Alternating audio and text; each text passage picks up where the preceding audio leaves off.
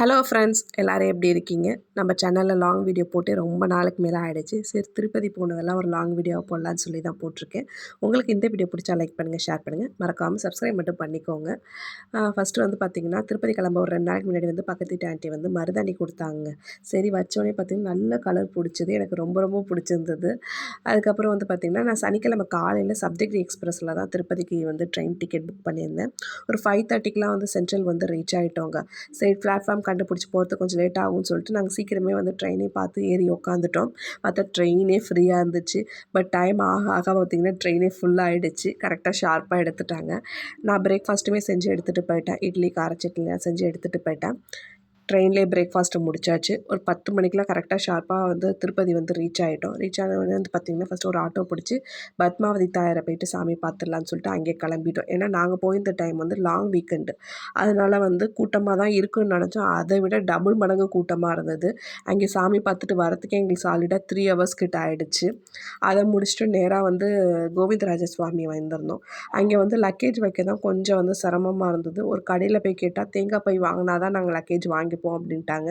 புது ட்ரிக்காக இருக்குது பிஸ்னஸ்க்கு. அதே மாதிரி தேங்காய் பை வாங்கிட்டு எங்கள் லக்கேஜை வச்சுட்டு, பட் லாக்கரில் வந்து பார்த்திங்கன்னா மொபைல்லாம் வைக்கிறதுக்கு அங்கே ஃபெசிலிட்டிஸ் இருக்குது. அங்கே லாக்கரில் வச்சுட்டு அதுக்கப்புறம் சாமி பார்க்க போயிட்டோம். நல்ல தரிசனம். அங்கே ஒரு 1 ஹவர்லேயே சாமி பார்த்துட்டு வெளில வந்தாச்சு. சரி, லஞ்சை முடிச்சுட்டு திருமலாக்கு பஸ் ஏறிடலான்னு சொல்லிட்டு பக்கத்தில் வந்து எங்கே லஞ்ச் நல்லாயிருக்குன்னு கேட்டப்போ ஹோட்டல் பீமாஸ் நல்லாயிருக்குன்னு சொன்னாங்க. அதே மாதிரி அங்கே போய்ட்டு லஞ்ச் நல்லா இருந்தது. லஞ்சை முடிச்சுட்டு நேராக வந்து திருமலாக்கு பஸ் ஏறிட்டோங்க. ஏன்னா வந்து நான் ஆன்லைனில் ரூம் புக் பண்ணல, எனக்கு கிடைக்கல ரூமு. ஸோ ஆஃப்லைனில் தான் புக் பண்ண வேண்டியதாக இருந்தது. கொஞ்சம் சீக்கிரமே போயிட்டோம்னா நம்ம ரூம் கிடைக்குதான்னு பார்க்கலான்னு சொல்லிட்டு அதே மாதிரி போனோம்.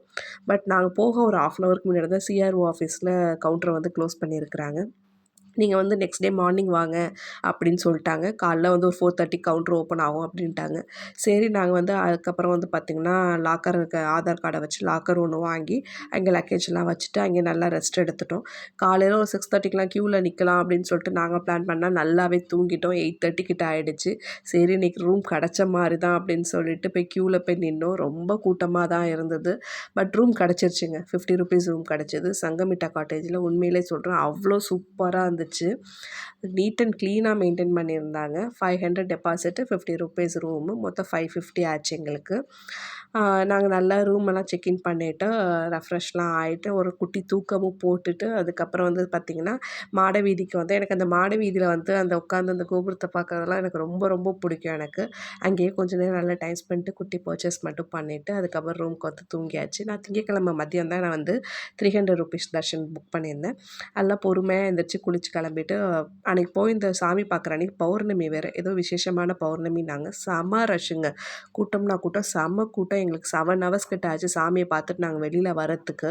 நல்ல தரிசனங்க. பெருமாள் இப்போ சொல்லும்போது கூட என் கண்ணு முன்னாடி நிற்கிற மாதிரி இருக்குது. அவ்வளோ அழகாக இருந்தார்.